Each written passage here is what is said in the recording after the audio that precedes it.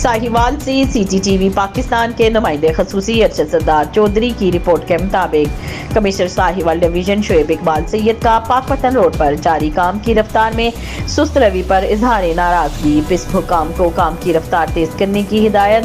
शहर की अहम शहराओं अल्लामा इकबाल रोड और फतेह शेर रोड पर जारी काम की रफ्तार को भी तेज किया जाए। मुस्लिमीन अकील कॉलोनी में महकमे सोशल वेलफेयर के खाली प्लॉट पर कूड़ा फेंकने का नोटिस लेते हुए प्लॉट के इर्द गिर्द चारदीवारी करने की हिदायत।